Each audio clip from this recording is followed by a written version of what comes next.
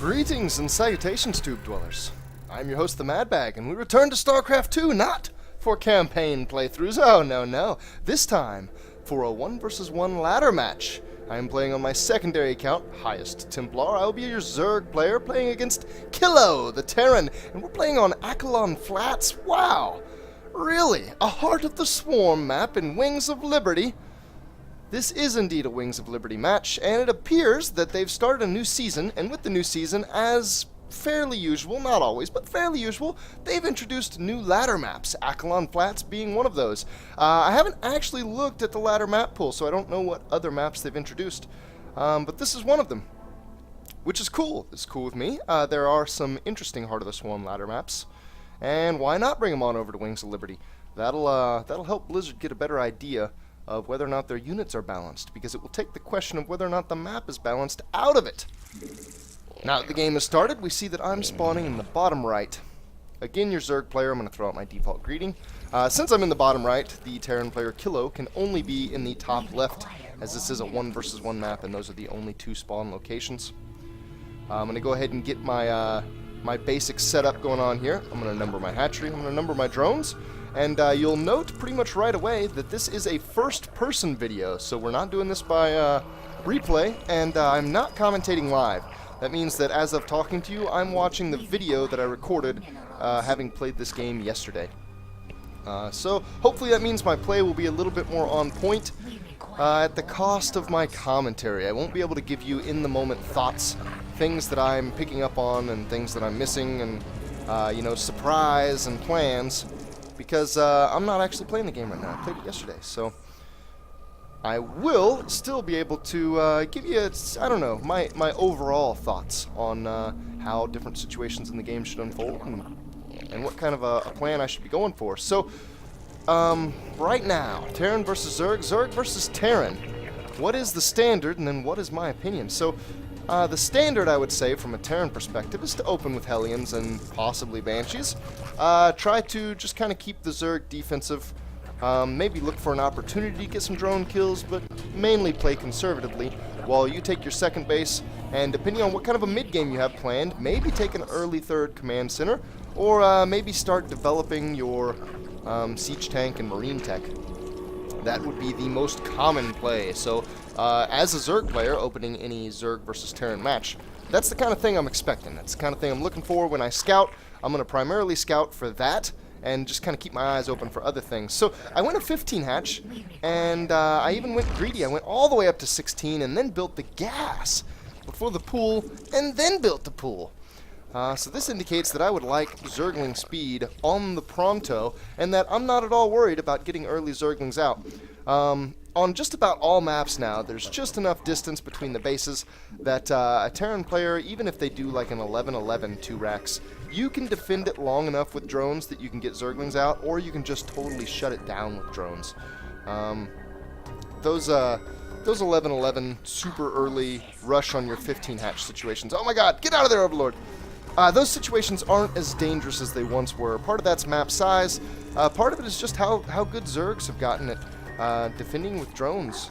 It's pretty easy to attach like 3 drones to whatever SCV he has out, and then use like another 4 drones or so to chase his first Marine, or maybe even 2 Marines off. While you get up a couple Zerglings. Wow, that was close. 18 hit points. Looks like his Marine is going to circumvent. I just got to the high ground. Let's see if that Overlord can get out of there. Even if I don't keep tabs on the Overlord as a player, we'll be able to keep tabs on the mini-map. Looks like he's getting quite a ways over there. My hatchery is finished. I have 2 queens on the way. My Zergling speed is on the way. And I've got 4 Zerglings on the map. So 4 is a conservative number of Zerglings. Oh my god! Oh, he's going to get another shot off. Holy hell, that's close.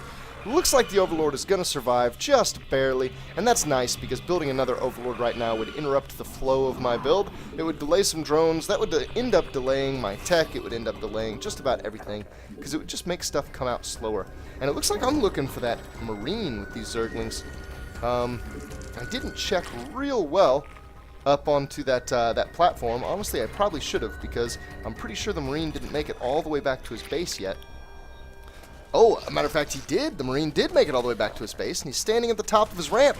But I will easily take out that 1 Marine And it looks like he is doing the Hellion opener, just like I described. He's got a reactor on his barracks that he probably would like to flip over to his factory to make reactored Hellions, make Hellions 2 at a time.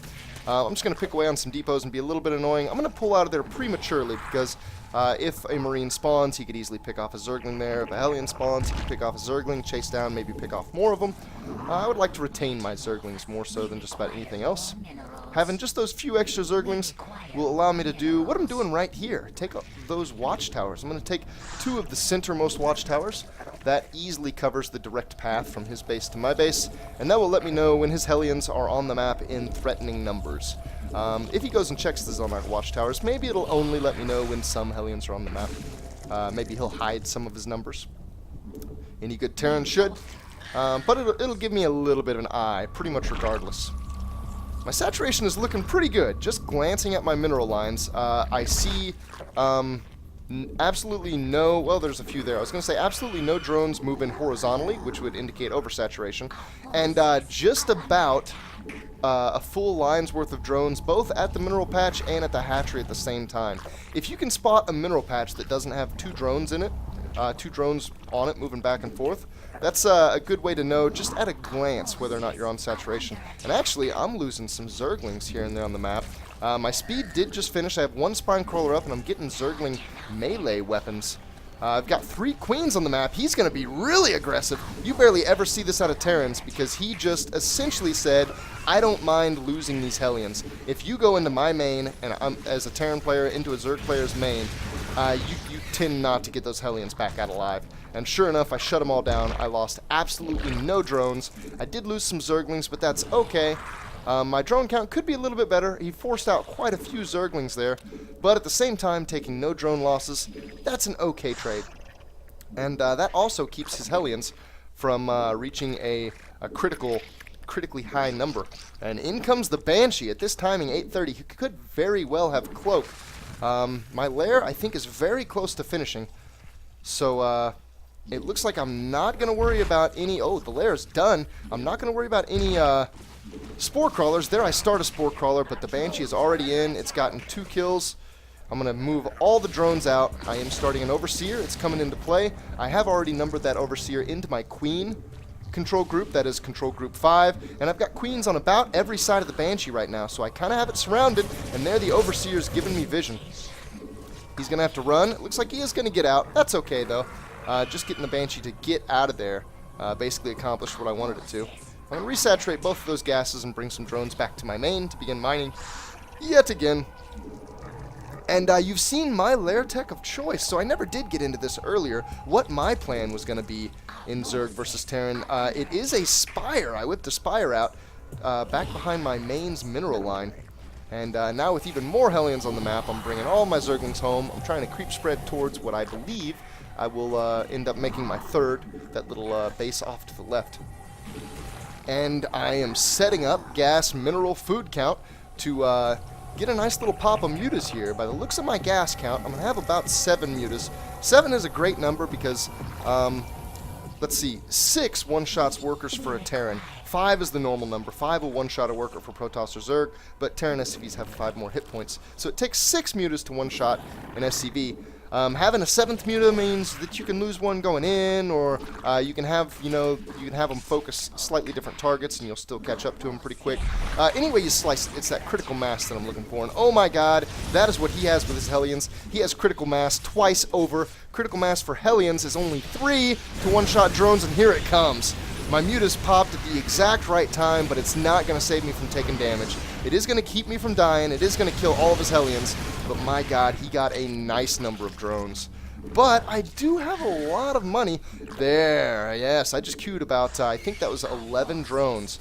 And I got a nice pop of Zerglings at the same time. I do have my Baneling nest up, so I have some aggression timings all falling in line perfectly. I'm scouting the left side of his base with an Overseer. It looks like I mean to take my mutas out to the right side of his base, and oh my God, the Banelings. I am morphing a chunk of Banelings out. Oh, and his timing is great. The missile turrets are up. He takes out an Overlord with them even. I am going to come into the other side of his base just to see if I can snatch anything anywhere. I am going to get a reactor off this starport. That's quite nice. I don't know if I actually got that worker or not. I don't think I did. The turret even survived. So my mutas are a huge expense at this point that have not yet paid for themselves. I put that hatchery up there a little while ago, but it looks like it got killed when his Hellions ran in. So now I'm going to double expand as I have him contained with this aggression timing of mine.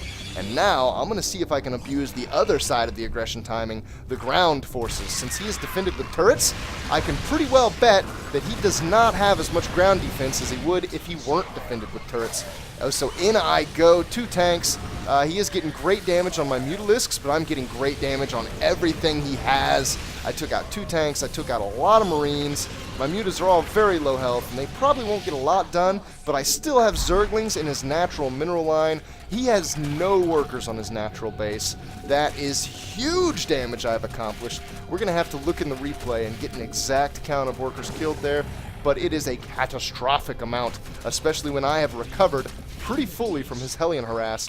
I have rebuilt back up to saturation in my main and in my natural, and as the rest of my forces die out, yes, unfortunately including the mutas that I made, I am going to rebuild the Zergling and Baneling force in case he plans on counterattacking very quickly, which is generally a good idea as Terran.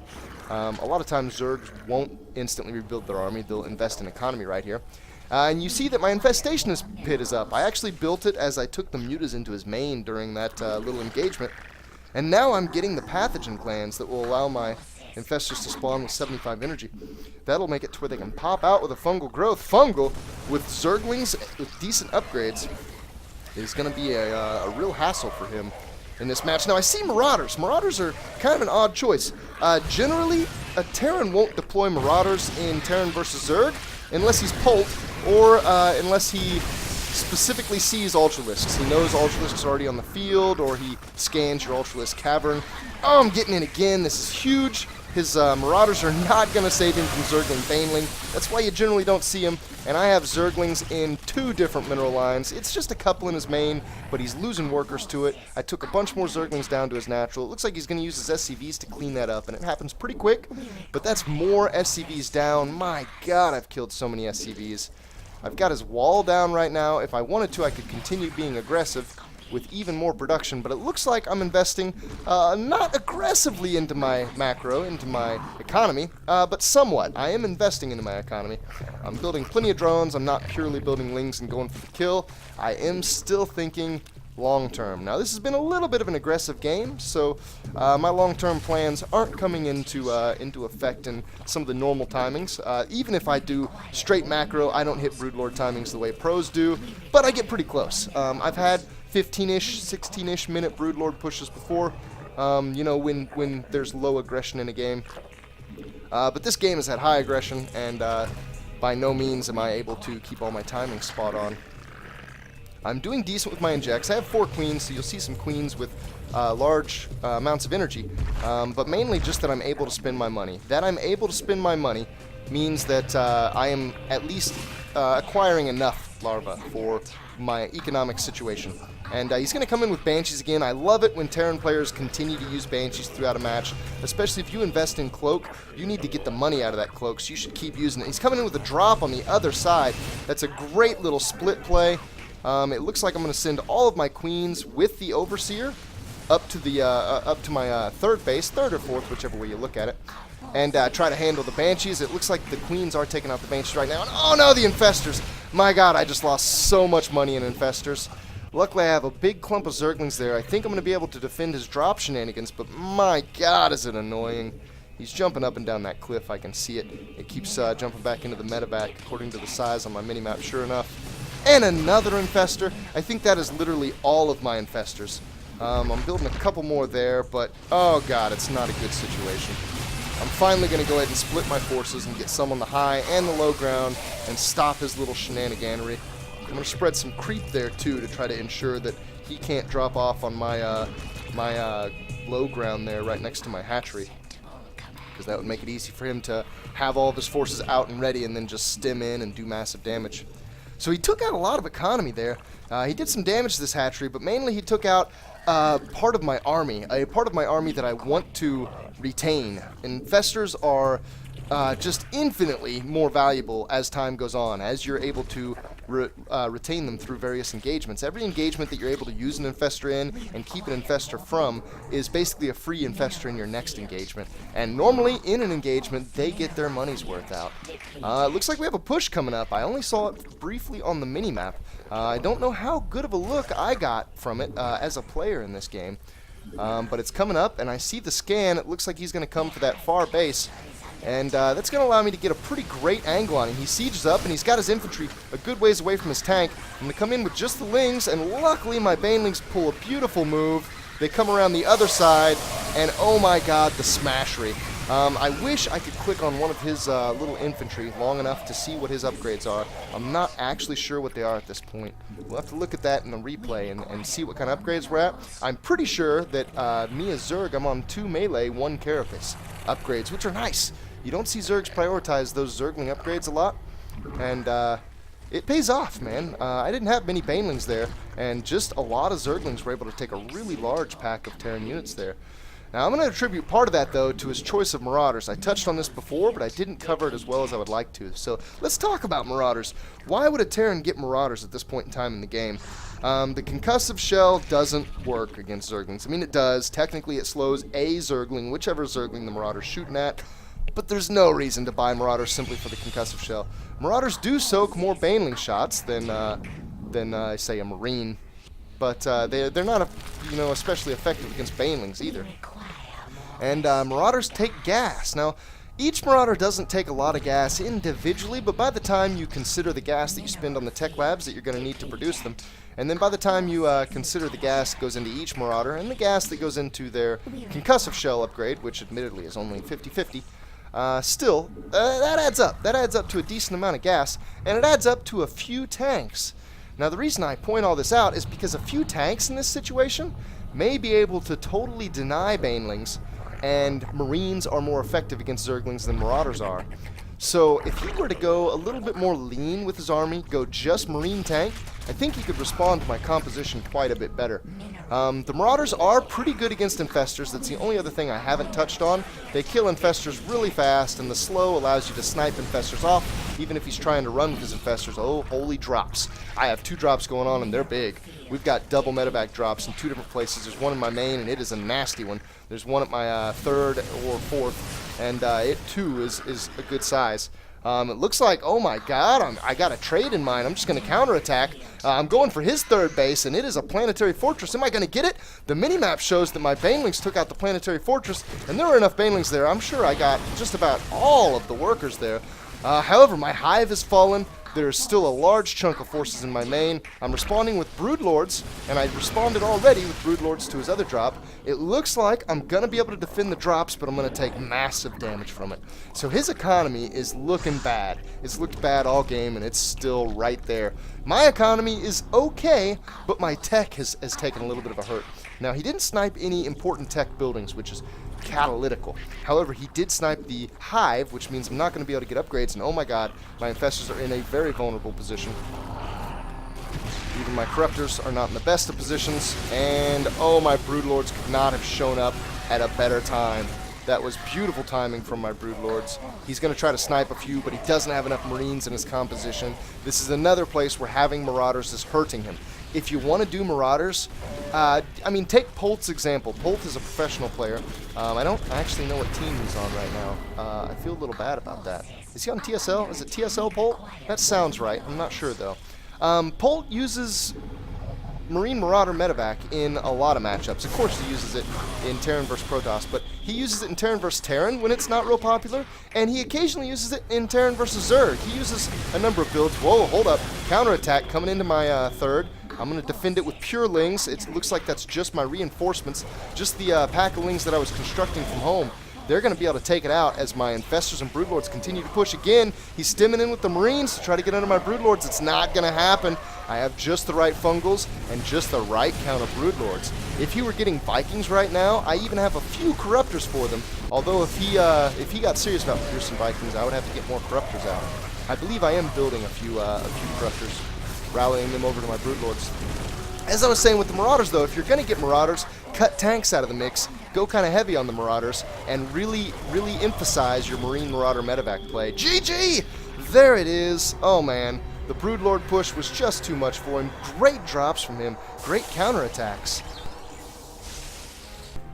But you see, it just wasn't enough. I was able to keep things together just well enough. I was able to defend from just taking too much damage that my ultimate push did him in. And here we see the score screen. So, I find a lot of times when I win a Zerg, it never happens decisively, and it's never like a real super close game.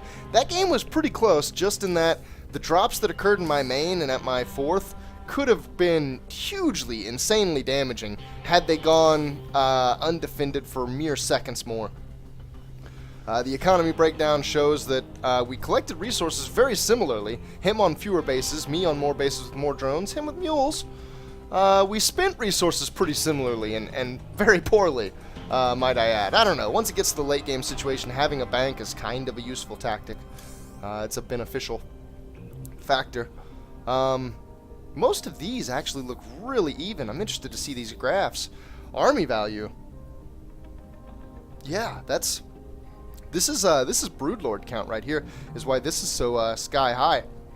I didn't have a whole lot of Zerglings at this stage in the game, and it means that it wouldn't have taken much of a miss micro or much of a perfect composition difference for him to be able to just really do my Broodlords in. So I mean, this looks like a huge advantage, and it ended up being pretty one-sided, but at the same time, the type of advantage that this was a very one-sided one. Those Broodlords, they can be countered in a couple ways, and when they are countered, it's countered extremely efficiently. Resource collection, that looks insanely even. That is kind of crazy to see. Some of these little spikes in his income are from me doing damage. Some are just from mules dropping off and coming back on. Same goes the other way around. Some of the little drops in mine are from him doing damage, him taking out actually, he only took out my main, and it was about mined out. So he basically only ever took out drones in his attacks. Interesting. Very interesting stuff. It actually looks a lot closer here than it does here. Let's take a look at this replay. Let me see some of the numbers.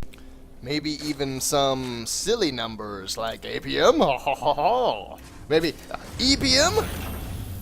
EPM being the effective, APM being the silly spam. Funny that those are reversed. Let's slow it down just a touch. A little Overlord jig.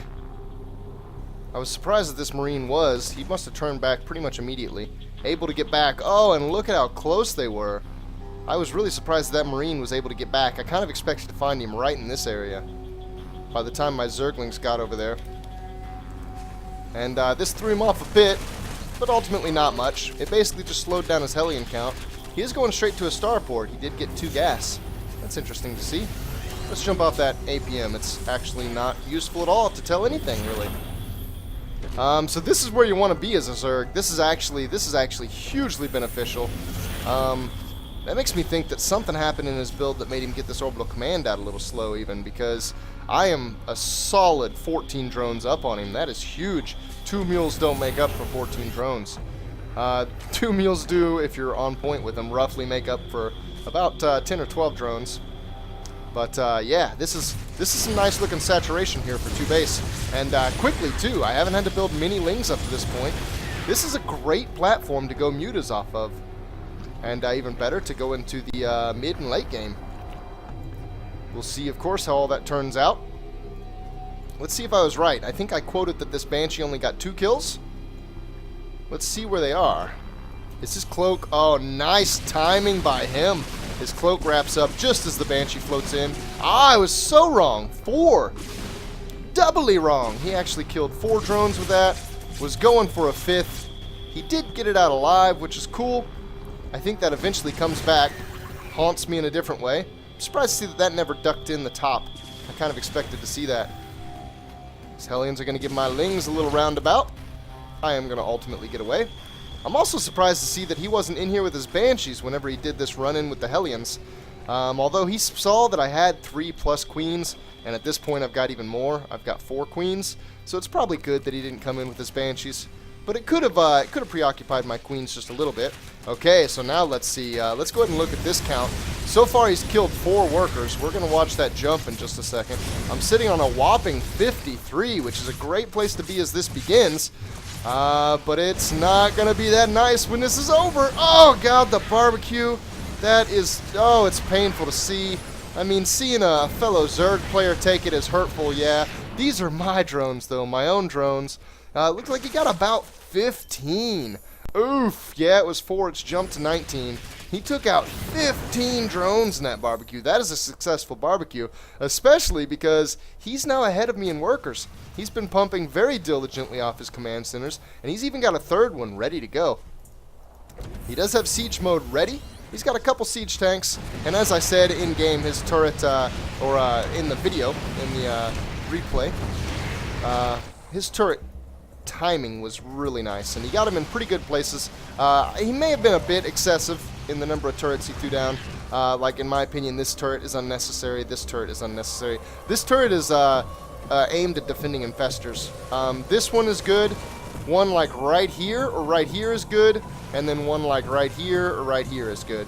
And that does enough zoning and everything that would cover his needs. All right, so let's keep a look at his worker count. I've only killed 1 SCV so far, and I don't know which SCV that was, actually. Was that a scouting SCV? I do not recall. But let's watch it. He's at 43. We're going to see how far that plummets. We're going to look at the food count, too. Oh, from the 80s, he's taken a nosedive. That worker count from 43 while producing SCVs. Actually, I don't know. I don't see SCVs in the production queue. Oh, it is already down to 30, and it continues to fall. And I believe that is going to be the most of the SCV damage. Ooh, nice. I even took out 2 turrets over here. Interesting that the best placed one is the one that survived. I wasn't microing the Zerglings at all to try to specifically pick turrets off. Ooh, I heard a Baneling blow up. That was close. He is down to 29 SCVs. So overall, 13. You know what? His Hellion run-by was more successful in killing workers than my attack was. However, my attack also punished his army. And you see the differences here. You see the army count really just springing up for me. I'm close to double. I guess this would show the... no, hold on. What is it? Is it this? Yes, that would show the army supply. The army supply actually looks even. It's just the cost. That's interesting. I wonder if that's just because of his multiple high-cost units. The Banshees, the siege tanks, his Marauders even are kind of high-cost units for their, I believe it's 2 supply. I suppose I could check that since I am uncertain. Come here, Barracks. It is indeed 2 supply. And round 2, so he's built back up to about 40 SCVs. I'm going to try to get in here and do it all again. Another tank bites the dust. We're going to check out units lost here in a second, just to see how efficiently I've been engaging. Some more workers are going to bite the dust. We'll check out workers killed here in just a second again, too. He is landing his 3rd, and it's actually his 4th command center, just the 3rd base. Having these 3 command centers is going to allow him to get ridiculous income off of this base, which is going to be what allows him to keep up with me while I'm on 4 base. I never really saturate the 4 base well either.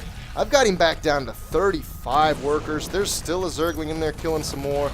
That's more like what I like to see. That was at 14 before, so that follow-up killed another 9 workers. That's really nice. And that's just because I felt like I had done good army damage to him the first time. Why not try it again? Sure, great plan. Now I'm at 51 to his 34. That is an awesome place to be as a Zerg moving forward. He's going to try to build his army back up, but I'm doing the same. Let's speed along a touch here and go check out some of this dropping and this push that he does. And I guess before I see the really big push that he does, ooh, wow, units lost show that we are really, really close to each other. I like to see how evenly keeled this match was. That's kind of cool to see. Oh, and I have sniffed out the drop ships. Everything's coming back. Will it be fast enough? You guys already know the answer, so we're going to speed this up just a touch. I don't think he killed a single worker. I guess he did kill a spine crawler, so if you look at it that way, he kind of killed a worker. He killed what a drone aspired to become. And this is hugely efficient. Oh my god. He has taken out so much. Remember when I was talking about him killing those infestors? Look at the result. Units lost after he killed those infestors. My God, I'm now 2,000 resources behind. We were dead even just, I don't know, 2-3 game minutes ago. Now it is nasty looking, and after killing all the infestors, this is a great move by him. He says, I think I'll push. He had infestors, he does no longer. No more infestors, so let me go do damage to him. And he's catching a great time when I'm trying to transition to Broodlords. Luckily, I don't go all in on the Broodlords, and I get just enough Banelings to put this together. And the units lost. Bring us about even. Oh my God, that's so close. Within 100 minerals of each other. That is so scary close. That is just shockingly close. I am really surprised at how close that is. Wow. Our worker counts are nuts and nuts. I mean, 63 to 50, but his mules are definitely going to make up for that. Our army counts, he's even catching right back up to me there. If this drop would have done basically any more damage, or if he would have responded a little bit more strongly with Vikings to my Broodlords, like if he would have just had 4 Vikings when I had those 3 Corruptors, and been able to start sniping my Broodlords, this game would have been so much more of a just nail-biting base race. Does he have these on control groups? I don't think he does.